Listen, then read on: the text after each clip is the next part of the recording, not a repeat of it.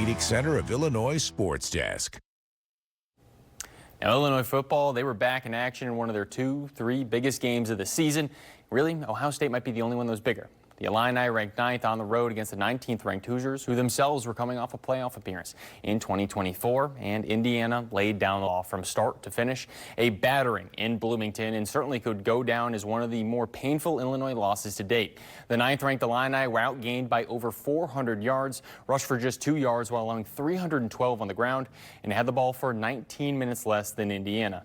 Xavier Scott out, Miles Scott ejected for targeting. The secondary struggled, as did the whole squad. Illinois needing to rebound for homecoming next Saturday against USC. And a little morning high school soccer, Mount Zion hosting Mattoon. 2 6-win programs so far. Corner, it's Cody Gallardo. Initial header doesn't threaten, but it stays loose inside the box. Back and forth pandemonium until Camden Telthy. He laces it, and the Braves, they have the edge. Similar start, corner, Gallardo. This time the header is pure. It's Groney. He finds Twine and extends the lead.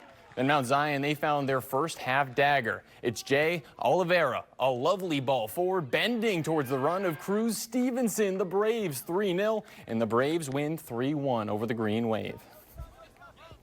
And taking a look at a few other high school soccer scores from Central Illinois. Glenwood, they went on the road against Quincy and picked up a 3-0 win. St. Joe of Ogden, they remained unbeaten with a narrow win over Illinois Valley Central. And SHG on the road, they fell 3-0 against a tough Dunlap squad.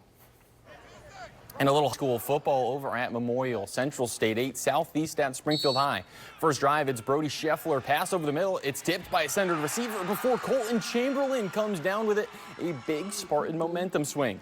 But their drive stalled, and the Senators found a groove. It's Scheffler. He looks over the middle again, this time bobbled by Braden Seaman, but gathered once again for the first down. A few plays later, it's Scheffler. He looks over the middle and finds his target, Jackson Jenkins, in the end zone for the first score of the game. And then the Spartans looking to get going after that score. It's going to be Tony Boyd out by the boundary to Darrell White, who picks up the Southeast first down. However, the storms would come. Lightning delays turned into a suspension of play. Game will be resumed on Monday at 4:30 p.m. at Spartan Field. And we take a look at a few conference standings for some of those notable Central Illinois conferences. With that Springfield High Southeast suspension to play, they sit 2nd and 6th respectively, while SSG jumps to the top with that statement win over QND. Jacksonville beating Lanphier. Then Glenwood to the top of the CSA East with a 1-point OT thriller win over Rochester. MacArthur, they win over Eisenhower, and U-High a win over Lincoln. And meanwhile in the Sangamo, Moreau and Williamsville 4-0. Athens, they beat Olympia to even things out at 3-1. New Berlin and Pleasant Plains, both winners, and they get to 2-2.